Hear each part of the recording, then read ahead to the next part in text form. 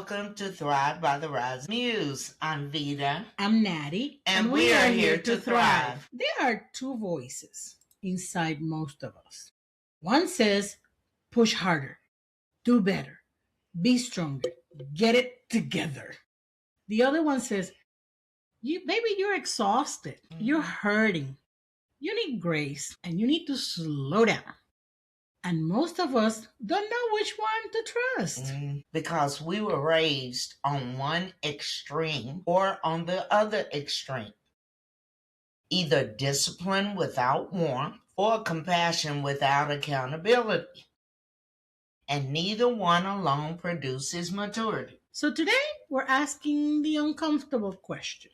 When you're stuck, when you're spiraling, when you're inconsistent, do you actually need discipline or do you need compassion? The first mistake is thinking discipline and compassion are opposites.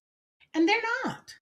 They are regulation partners. In clinical psychology, healthy development requires structure, which means limits. Parents, listen to this. Limits, boundaries, and accountability. But also requires warmth, which means being attuned, validation, and emotional safety. When one of them is missing, that's when we become dysfunctional.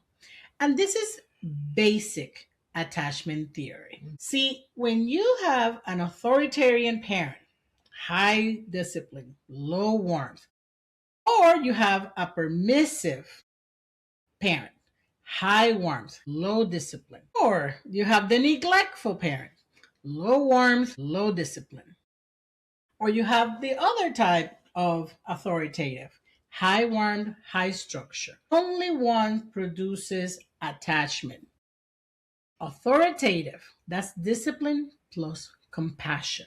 So yes, you can have an authoritative parent, but it's not because they're being mean. They are making sure that you have boundaries, that you have limits, that you have accountability, but they also need to be compassionate.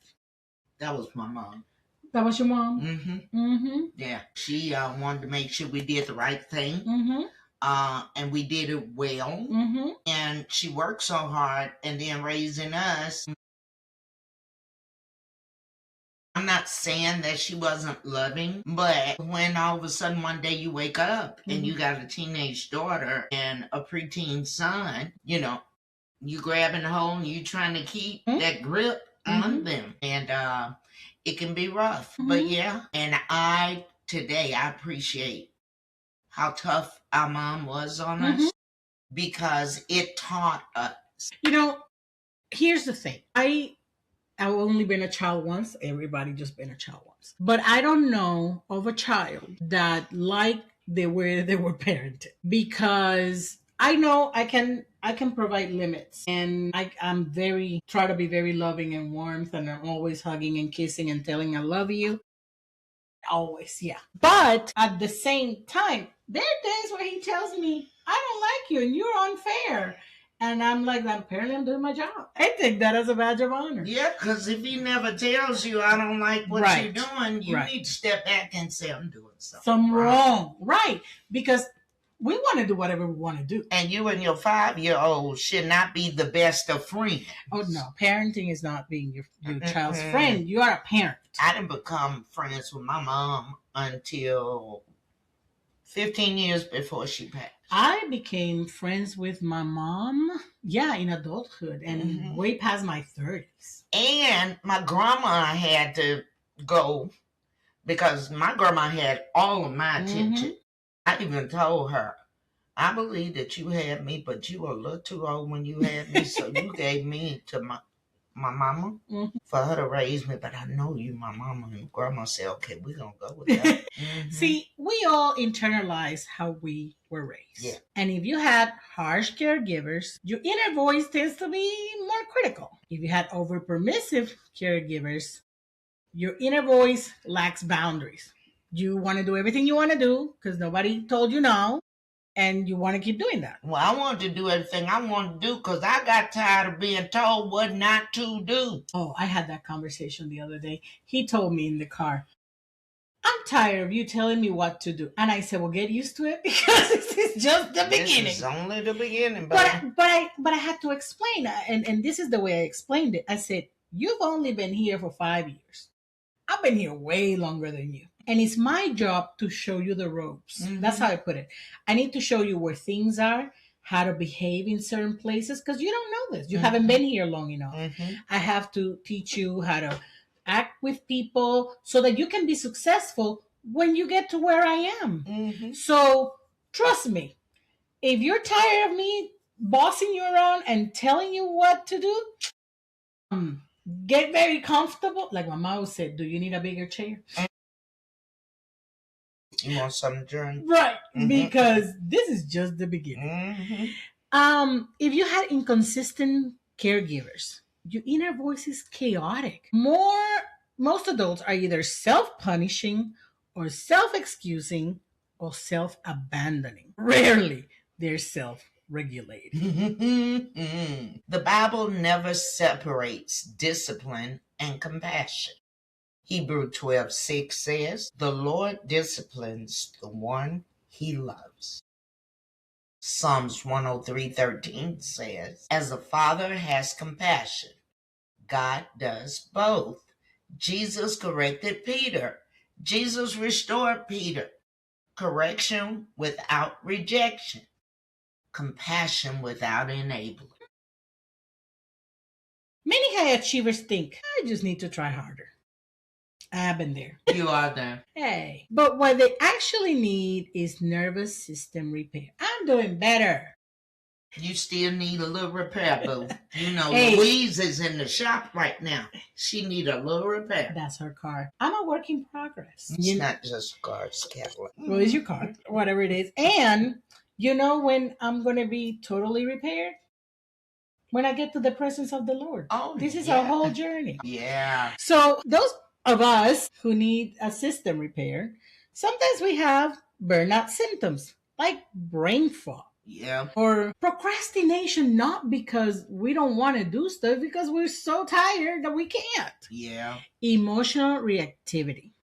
Yeah. Cynicism. I was talking to the Lord about that the other day because I know I can be a little sarcastic, just a little bit. Shut up. And, you know, because sometimes you see stuff and you don't want to say things. So, yeah, sometimes you have to throw it there with a ha behind it. Fatigue. Yeah, I mean, I'm just saying. That's not laziness, that's depletion. And discipline on depletion may feel like shame. No, I wasn't laughing at you. I was laughing because remember we walked through the mall last week and we saw. Oh, you can laugh at me. You know I don't care. Yeah, I know. I do. Thank you. Thank you, though. We walking, doing our mall exercise walk. And we saw some people that really shouldn't have walked out the house with that outfit on. You remember that? Oh, yeah. And, oh, Father, I'm just stuck, Jesus. Let's just talk about, you know, teaching block, nervous system state, sympathetic. That's what I should have been, but no, I was like, what? Really? And see, I can't be out in public with her because my expression shows what I saw, what it looked like, who it was on. I mean, my expression shows everything. And, you know, she tries not to have an expression, but I bust out laughing. When I show her eyes, did you just see what I saw? She tries, but she can't always hold it because it's just hilarious. Yeah. Okay? It's like, I would never walk out of the house looking like that. That's the difference between me and them. But, you know, everybody's not the way. Well, my mama would say maybe they are very poor and they couldn't buy enough fabric to put their to make their clothes. Anyway, the sympathetic overdrive. Can you talk about that? Yes, anxiety, urgency, perfectionism, parasympathetic freeze, numbness, avoidance, ventral regulation, clarity, capacity, connection. So these are big words to say how parts of our nervous systems react depending on what part of our situation or our emotions, what part is targeting. And also how bad the person looked that we looking at. You went back. I was trying to move. If you're dysregulated, discipline feels like attack. So, ooh, and I've said this. Why can't I just do what I said I would do? Because you're a liar. I don't know why. I am not a liar. I mean to call you out. I thought that was a trick question. Why is it? It's because your nervous system is fried. Thank you. Over and over and over again. Shame says, if I hate myself enough, I'll change. But shame activates the amygdala. I have always had problems with that word, okay? Because if I said it's the amygdala. No, it's the amygdala. Like I take gracias out of context. Don't. Yeah. And fear reduces executive function. Self-criticism impairs discipline. Yeah, and just so you know, the amygdala is the primary center in your brain for emotions, specifically for fear, anxiety, and aggression. Research shows self-compassion increases persistence, accountability, resilience. Compassion regulates. Regulation increases capacity. So when it's working properly. Right. So here's the question. When you fail, what is your first thought? Don't tell me. Don't tell the neighbor. Just write it down. Would you say that to a child? If not, you would, apparently. You mean? Like I told you the day. You mean? You're trying to trip me up. If you would not tell it to a child, you need compassion first. Just a step. Sometimes compassion becomes avoidance. I'm just healing. I'm protecting my peace. I'm setting boundaries. But you are avoiding growth. Compassion without responsibility becomes self-sabotage. There's a case study that talks about goals. Talks about how people avoid discomfort. And then what they do is they blame their circumstances and rephrase everything as timing. Sometimes the loving thing is to just wake up. Proverbs speaks constantly about diligence. Jesus says, take up your cross. Grace is not permission to stagnate. That is true. So, here's the question. Are you dysregulated or undisciplined? Is this exhaustion or avoidance? Is my self-talk harsh or indulgent? You either go to I am trash to I am the best thing after sliced bread. Yeah. Yeah. You have to be somewhere in the middle. I don't know. You just skipped right over the middle and went all the way to the other I'm just telling that's usually what happens when we're not right. Yeah. We either go... And we're trying to overcompensate. Overcompensate. Right. For our shortcomings. Right. Right. So we have to ask ourselves, is fear driving me or is comfort controlling me? I want to be so comfortable that I don't want to do anything. So if you feel overwhelmed, try compassion first. If you feel numb, you have to start some gentle structure.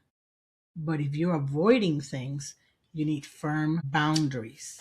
And if you feel ashamed, that means there's something that you're not feeling safe. So you need to seek to be safe first. But if you feel entitled, you need to seek accountability. If you feel scattered, you need rhythm and discipline. Healthy discipline says, I can do hard things. Unhealthy discipline says, I must do hard things or I'm worthless. Healthy compassion says, I'm worthy even when I struggle. Healthy compassion says, I don't have to grow. Jesus was compassionate with the broken. He was firm with the complacent, gentle with the ashamed, Yes. and direct with the arrogant. He discerned what each person needed. That's maturity. Now let's talk about Peter versus the rich young ruler. Peter denied Jesus. Jesus restored him. Rich young ruler resisted surrender. Direct challenge. Different needs, different response. Sometimes discipline feels violent because it echoes past trauma. Sometimes compassion feels dangerous because it was withheld growing up. Reparenting means adult you says, the adult you and you says, I love you. And we're still going to show up. Both your inner child and your current adult self. So, what happens between the prefrontal cortex and the limbic system? That's all brain stuff about emotions. Well, here's the thing, discipline requires planning, impulse control, delayed gratification. And I'm going to stop right there because in nowadays, between a microwave and the internet, we have no delayed in anything. We want everything yesterday and already done. We have no patience. And God doesn't work that way.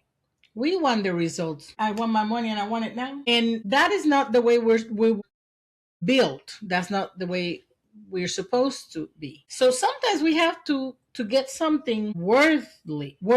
We need to delay gratification. You know, I always say a hot pocket and no brand, you know, it's might fill your hunger, but it's not the same as not gratifying, satisfying. Right, like a whole stew or a full meal with potatoes and rice. Or that steak ravioli you were looking at? Yes. I didn't eat it though. We sure did. I did. But, you know, it's not like meat and potatoes. And that's the same thing. Because again, you know, we don't wait. I don't want to wait 10 days for something to get here, even though it's cheaper, because I can go order it and it will be in my house in the morning.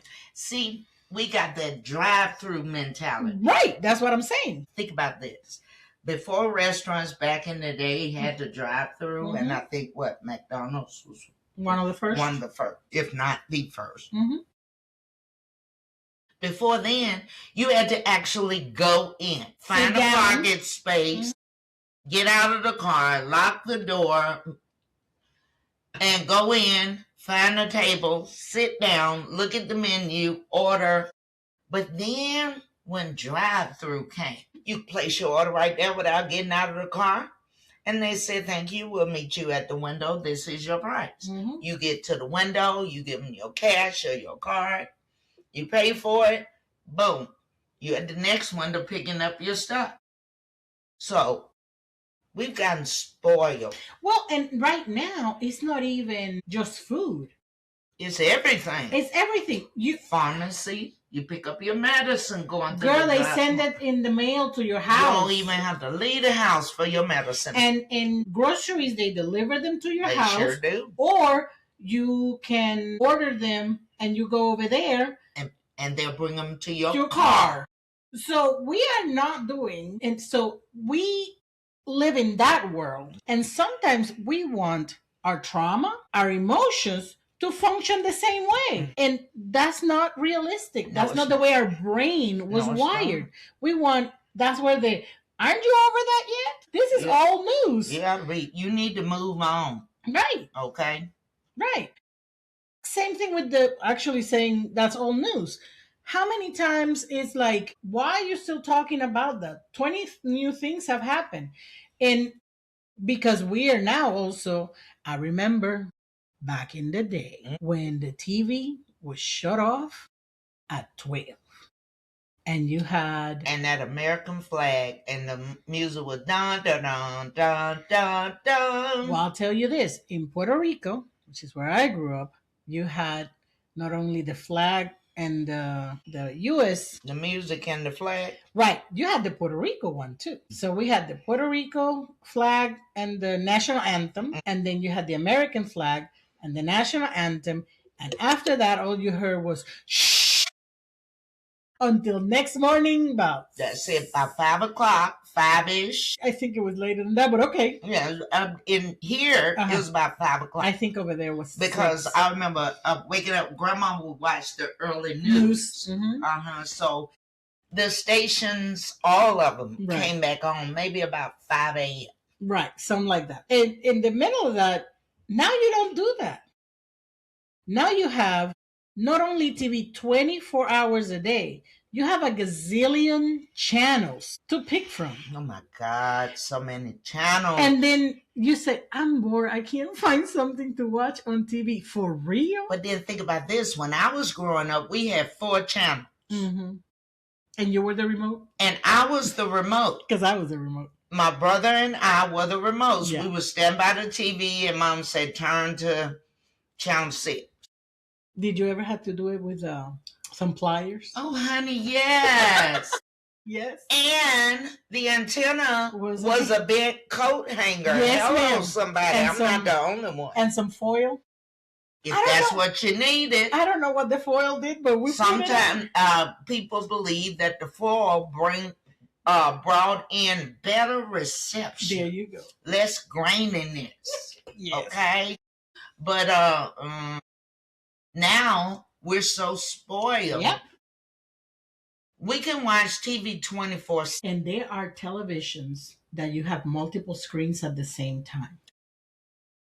Yeah, see, I can't, because just thinking about it make my eyes hurt. But yeah, you have certain TVs that have, like if you're watching, usually people with sports, you're watching 2 separate games, and you can put one picture in the other. So, and we were not created for that.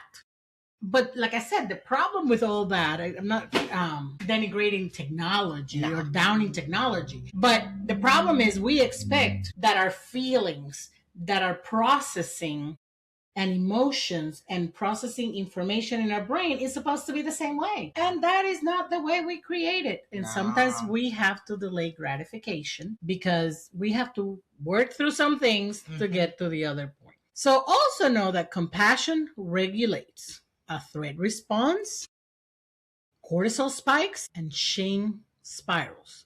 You cannot discipline a dysregulated brain, and you cannot compassion your way out of avoidance. Galatians talks about the fruit of the Spirit, and that includes self-control, which is discipline, kindness, which is compassion, and both are fruit. The integration formula: validate emotions, regulate body, clarify responsibility, and take unaligned action. Compassion leads to discipline. Right. So place your hand on your chest. We're not singing that. I pledge allegiance to No. What do you need right now? Is it rest? Is it resolve? So you need to think about that so that you can identify how you can work through that. If you're in a relationship, is your partner overwhelmed? Do they need compassion? Are they compassionate? Or are they... Right. That's a whole nother show. If your partner is avoidant, is there a need for structure in your relationship? Definitely. Okay. When you're parenting, you need to be warm first. That's why I say I love you, but the answer is still no. Warm first, boundary second. He's being mean to me. Yeah. Yeah, because he doesn't do the warm first. He goes straight to the boundary. He goes straight for it. I know. I tell him, I love you, but the answer is still no. That way you can say that he was not heard. I will listen to everything you're saying. I will hear you. And the answer is still no. If you're in a leadership position, you can give clarity with empathy. Yes, you can. And sometimes an employee comes to you and tells you, something they need. And something you can't give them. I understand. I feel you, but that's not policy. And that is not possible. That is not possible for whatever reason. You don't have to be harsh with them. So, if you've lived in extreme, if you were raised in hardship discipline, compassion feels like you're weak. It does. And if you were raised in chaos, discipline would feel threatening. Right. Healing requires discomfort. Right. Maybe the question isn't discipline or compassion. Maybe the real question is, can you hold both? Can you be firm without being cruel? Can you be gentle without collapsing? See, maturity is the ability to say, I forgive myself. I expect more of myself. But I'm not going to shame myself. It's not indulgence. It's love. Yes, it is. So why does discipline feels like threatening to some people? First, we ask, do you need discipline or do you need compassion? And a lot of you realize something uncomfortable. Some of you don't avoid discipline because you're lazy. You avoid discipline because it feels violent. And that's not weakness. That's fear. And that's trauma memory. So what happens when discipline triggers the past? For some people raised in hypercritical homes, legalistic religious environments, high controlled families, and achievement based love systems, discipline was never safe. It came with shame, with withdrawal, with comparisons, with fear, with public humiliation. So now, structure feels like rejection, correction feels like abandonment, accountability feels like punishment, and your nervous system does not hear, you need to improve. It hears, you're not good enough. Exactly. And when a child experiences chronic criticism, say that word again, Boo. The amygdala? The amygdala pairs mistakes equal threats, failure equals rejection, correction equals danger. So when the adult you tries to implement discipline, your nervous system activates survival. Goes haywire. You got that fight, forget, I don't care. Flight, I'll start tomorrow. Procrastination, freeze, I can't move. And fawn, I'll overperform to prove worth. This isn't laziness, it's encoded threat. Romans 8:1 says, there is now no condemnation. Conviction corrects behavior. Condemnation attacks identity. And you always say that very beautifully. Thank you, darling. Can you repeat it today? Yes. Guilt is what I did. Shame is who I am. Right. That's the difference. So conviction corrects what you did. Condemnation attacks who you are. Yeah. And many believers confuse those two. Now let's flip it.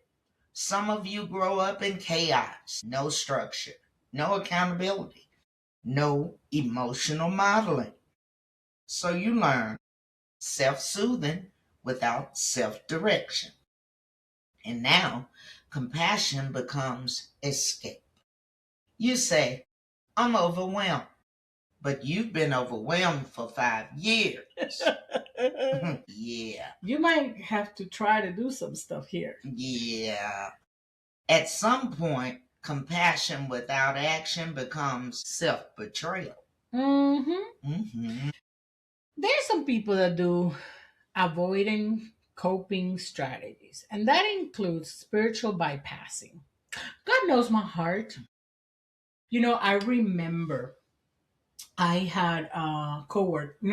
She was an employee. I was her supervisor years ago.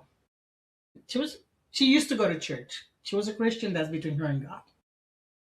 And she was doing some behaviors that do not match with what the Bible said we should do.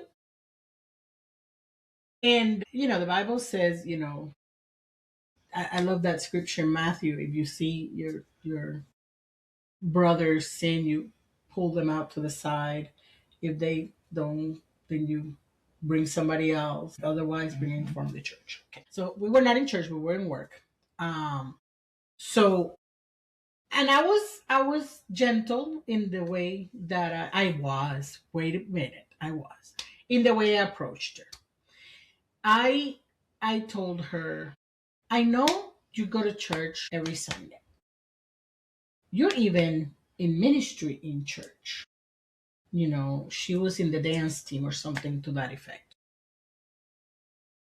How do you marry that with the fact that you're living with your boyfriend? You were there? Yes. And what was her response? And that's the crazy part. And this is when the whole God knows my heart. God knows my heart. No, what she told me is Jesus died for all my sins, and he knew I was going to sin, so this is under the cross. Close your mouth. My mouth just fly wide open. Yes, filled all the way down to the floor. And I was like, okay, I will pray for you, and you need to go into the Lord to see what he feels about that. I'll still love you. And I walked away. Hey, I'm not God. I have no heaven or hell to put her in.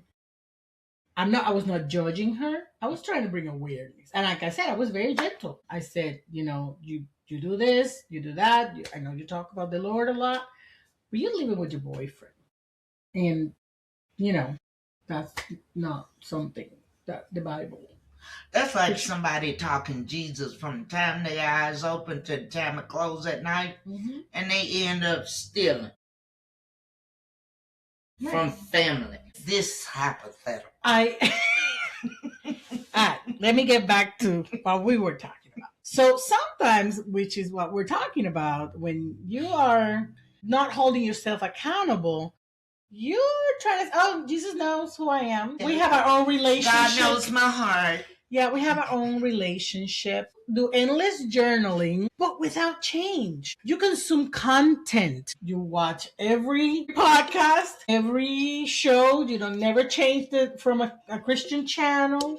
You're always praising and worshiping in the car, but you don't apply anything that you're reading.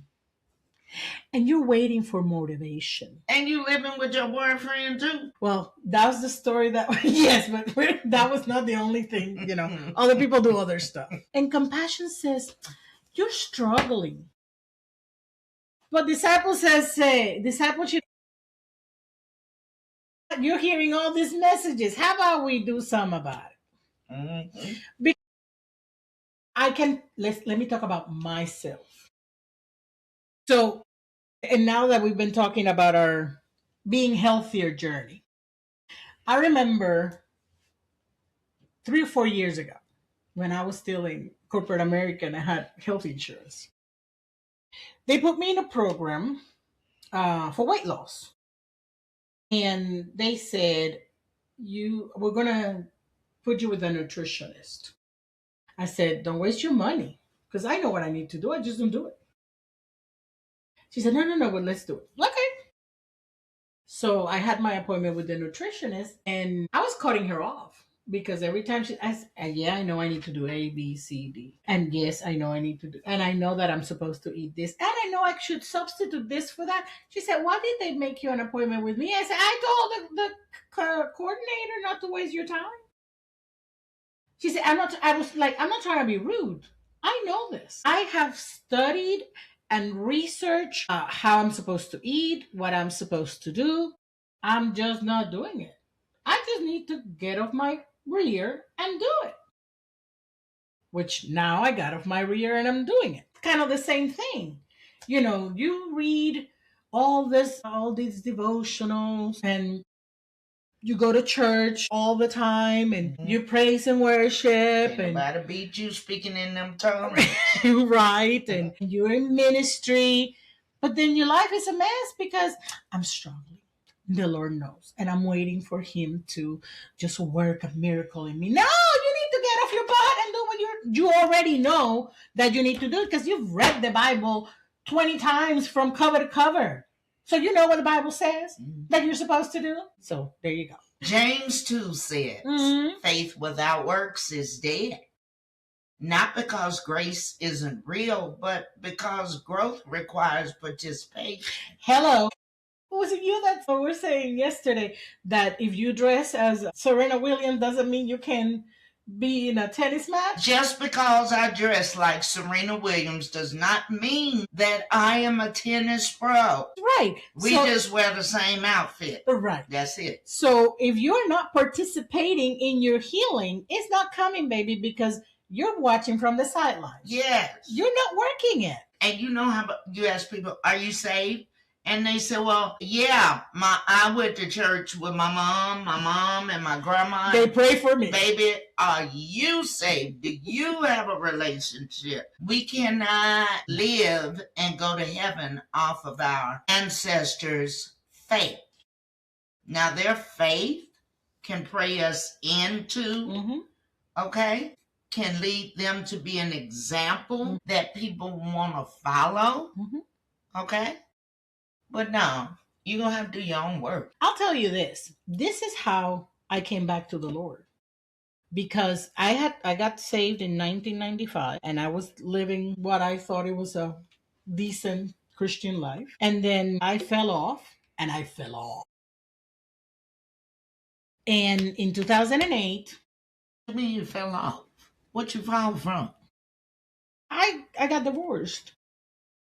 And then I said, I'm not worthy of the Lord, so I'm running. Because you were taught that. Right. I'm already a sinner. I'm going to hell.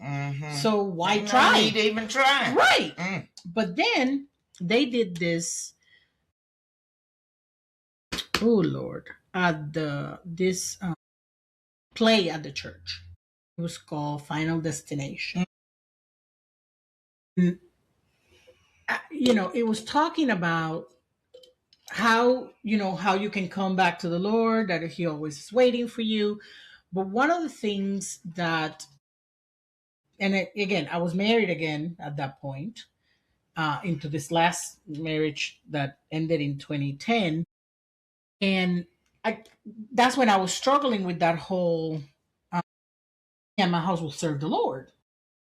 And one of the things that happened was, in the play, there was this woman that went to church all the time, and she prayed for her husband, and she prayed for her child. And her husband didn't go to church. And her husband would take their kid, to play sports. And the kid would say, don't we have to go to church? Your mama's going, she has us covered. And they died.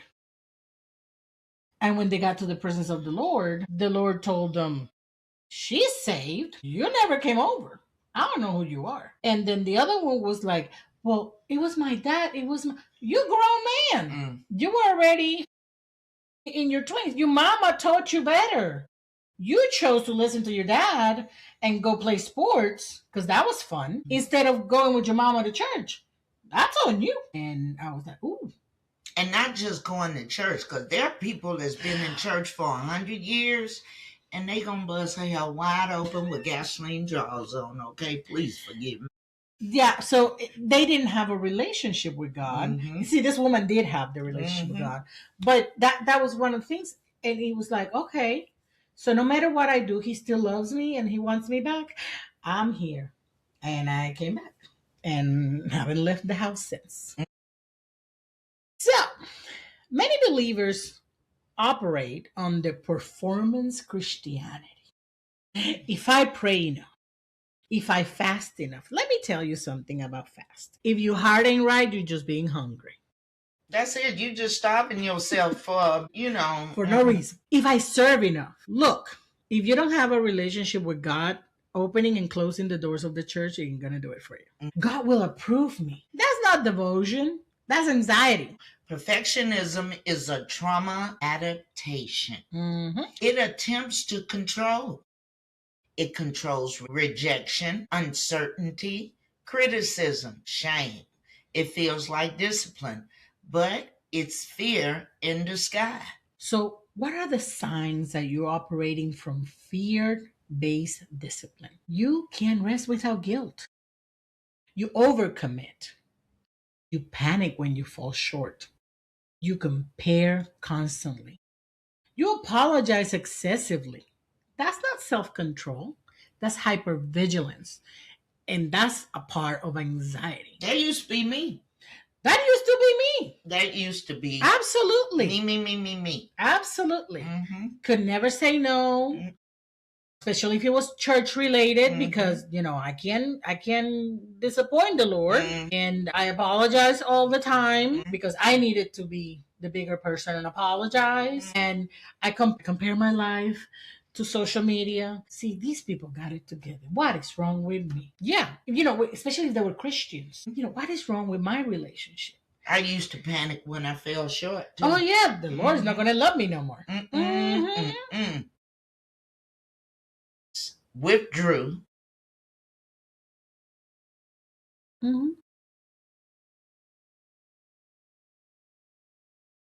Yes, because they wanted him to be this.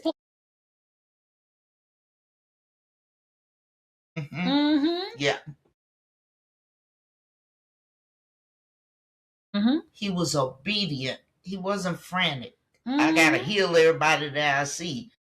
No, he was obedient, he was purposeful, and he was strategic. So, what's the difference between discerning conviction versus shame? The litmus test is conviction. Conviction is specific, is attached to a behavior, it invites change, but it leaves hope intact. Shame is global, identity based. It says, are the problem. Produces hiding the Holy Spirit. The Holy Spirit corrects with clarity.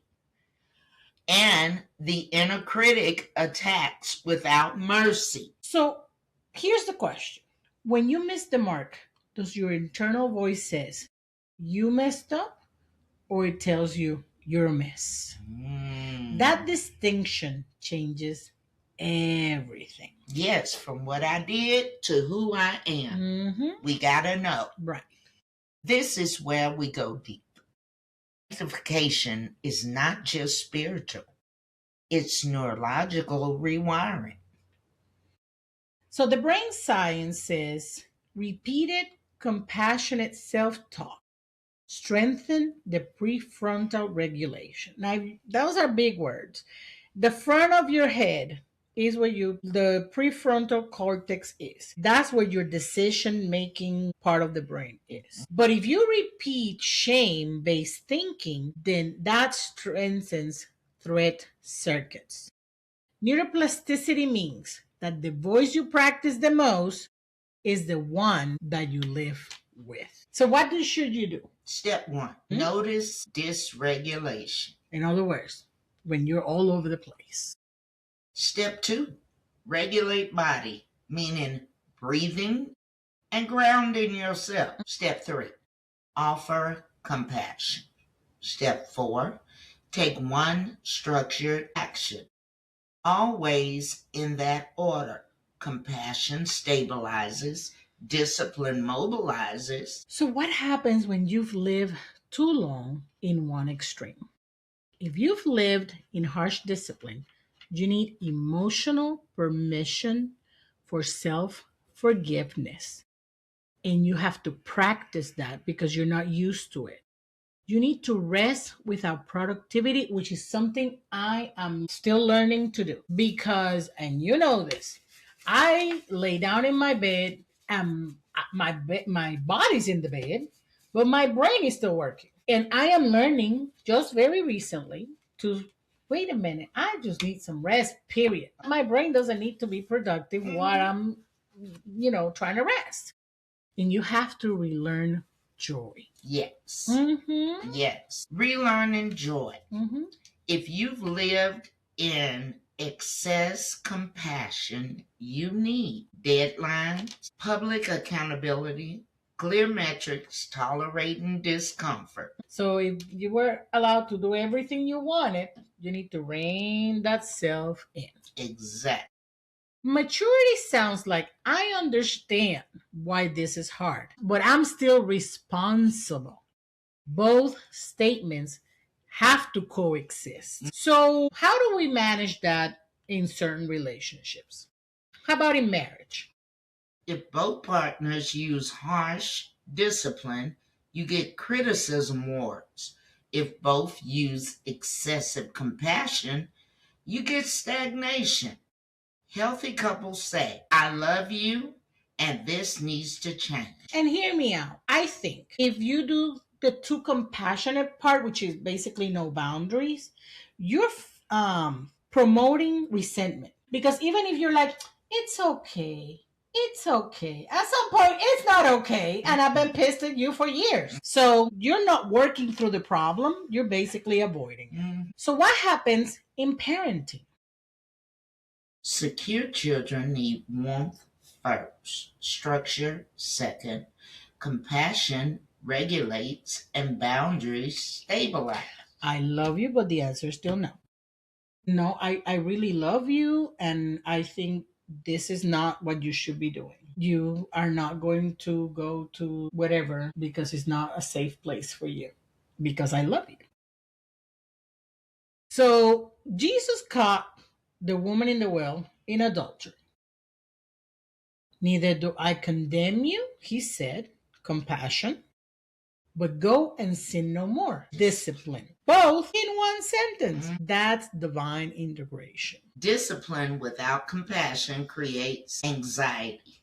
Compassion without discipline creates entropy. Integration, maturity creates transformation. So, which one have you been overusing? Harshness or indulgence? And what would it look like to balance the scale? You don't need to balance, you really need to integrate. So, we've talked about harsh discipline, we've talked about overcompassion, we've talked about trauma, nervous systems, perfectionism, and avoidance. But we're going to talk about something else: integration. Because healing isn't about swinging to the other extreme. It's about becoming the kind of person who can hold firmness and gentleness at the same time. That's called maturity. Right. Why balance is the wrong goal? Because balance implies 50% discipline, 50% compassion. That's not the way life works. Life does not distribute stress evenly. Some seasons require more structure, but some seasons require more softness. Integration means you can access both when needed. This is psychological flexibility. I'm gonna have to get a t-shirt saying I'm psychologically flexible. This is psychological flexibility, and it is the strongest predictor of long-term mental health. So, how do you rebuild your inner authority?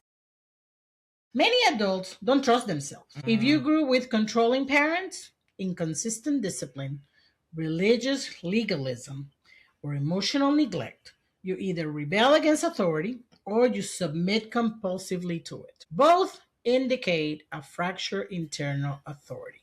Maturity means you develop an internal parent with a voice that is warm but firm, stable, and consistent. Reparenting involves emotional validation, protective boundaries, corrective instruction, and predictable follow through. You got to be consistent. Right. And if you claim you're going to do something like, I'm going to get you, you need to go and get them. Psalms 23 models this. The Lord is my shepherd. He leads, he restores, he corrects, he protects. Shepherding is structure, and the structure compassion. Discipline must move into the body. If discipline lives only in your thoughts, it collapses under stress. Embodied discipline includes sleep hygiene, which means you go to sleep, you Smell good while you sleep. no, it means you leave all the other stuff out of there. You're just going to Just sleep. focus on sleep. Right. Movement rhythm, which means you have to move. We all have to And move. you have to have rhythm. Rhythm in this case doesn't mean like you're dancing and you have to have dancing rhythm. It's that you have to have a rhythm in your life of movement. We all need that for healthy mental health. It doesn't mean you're a gym rat. It means you do a walk around the block, or you if you can walk, you do other things. Even in the bed, I remember mom we used to move her body in the bed. Mhm. But your body and your brain needs some kind of movement to stimulate up there. That's true. Nutrition awareness. But I'm going to pause there. You don't need just awareness. I was very aware. I wasn't doing anything about it. You need the awareness, but you need to do something about it. Mm-hmm. Breathing regulation. Sabbath practice. Your body is not separate from your sanification. Chronic sleep deprivation impairs your impulse control, your emotional regulation, and your spiritual clarity. Yes, when you haven't slept well, you're a mess. Or no, you're not a mess. You have a mess. Because sometimes you don't need more prayer. You need more REM sleep. That's true. That's what we were talking about. Yeah. Yes. Uh-huh. Yeah. So, how about you put your feet on the ground? And yes, we're going to breathe today. Inhale 4. Hold it for 4. I didn't tell you to exhale. Start over. Inhale 4. 2, 3, 4. Hold it for 4. 1, 2, 3, 4. Exhale 6. 1, 2, 3, 4, 5, 6. You're right, or did you hyperventilate? And you have to tell yourself, guess what? I'm safe and I'm capable. Yes, you are. And when you do that, that's what you're telling your nervous system. I'm okay. Mm-hmm. And then what is one responsible action I can take today? Not 20, just one. And one of them is compassion first, then direction. So yes. What happens when you have discipline without self-abandonment? Many people fear discipline because it previously required ignoring feelings, suppressing needs, overriding exhaustion, performing while breaking inside. That's self-abandonment. Healthy discipline does not override reality. It responds to reality. For example, the unhealthy part of that is, I don't care that I'm sick. I am pushing through. The healthy part is, I'm sick, so I'll adjust the plan, but I will not disappear from my responsibilities. Adjustment is not avoidance, but rigidity is not strength. So, how do you do compassion without collapse? The danger of identity based softness. Some people identify as the sensitive one, the anxious one, the healing one, the overwhelmed one. Compassion becomes identity protection. But growth requires tolerating discomfort. Jesus in the Garden of Gethsemane, he expressed distress, but he moved forward in obedience. And the distress was, Lord, if there's another way we can do this, I'm good with that. Okay? I'm okay. I'm open. I'm open. But if this is the way it's got to be, then let's go. I got to do it. So the emotion was acknowledged and the mission was maintained. So how you repair your relationship with failure? You have to look at failure as data. The immature mindset says, I failed, therefore I'm failing. The mature mindset said, what information does this give me? Neuroscience shows shame shuts down learning. Curiosity enhances neuroplasticity. So instead of saying, I'm so inconsistent, try, what patterns do I keep repeating? When you acknowledge the pattern, then you can probably change it. When do I usually abandon discipline? After conflict, when tired, when criticized, when unseen. Awareness precedes change. Mhm. So, what happens when discipline and compassion, and how does that have anything to do with the attachment styles? Secure attachment says, I am loved, I am responsible. Anxious attachment says, I must perform to be secure. Avoidant attachment is, I don't need structure. Disorganized attachment, I fear both closeness and correction. Healing requires both relational and internal restructuring. So let's talk about the spiritual integration. Galatians 5 talks about the fruit of the Spirit, which includes self control, gentleness, patience, kindness. Notice self control is listed alongside gentleness, not in opposition to it. Spiritual maturity integrates power and softness. The mature voice says, I understand why this is hard, but we are still going to do what aligns with our values. It doesn't yell, it does not shame, it doesn't collapse, it leads. So, what happens when you backslide? Because you will. Hey, we're human. And the difference between growth and regression is how quickly you return. Compassion says you stumble. Discipline says get back up. Integration says let's continue. So let's talk about the practical integration framework. There's 5 steps to the maturity. Awareness, what am I feeling? Regulation, can I stabilize? Discernment, what do I need? Alignment, what action matches my values? Follow through, do it consistently. Repeat daily. Rinse and repeat. So, what kind of inner voice do you want your children to inherit? Because they will internalize how you speak to yourself. If you are harsh with yourself, they learn harshness. If you're avoidant, they learn avoidance. Integration models security. So, how do you become who you are prayed to be? You prayed for growth. Growth requires correction, comfort, courage, consistency, all four. So maybe the question was never discipline versus compassion. Maybe the real invitation is maturity. Can you be strong without being cruel? Can you be gentle without disappearing? Where have you been in the extreme? Where have you been in the imbalance? What would it look like to become internally secure? You've been listening to Thrive by the Rising Muse. Today's episode, Was about it was definitely about compassion versus discipline. verses. If this episode stirs something tender, we encourage you to seek support. If you are in emotional distress in the United States, call or text 988. If you are in immediate danger or someone you love is, please call 911. Faith was never meant to be carried alone. Thank you so much for listening. Until next time, Don't forget to thrive. Have a blessed day. Bye bye.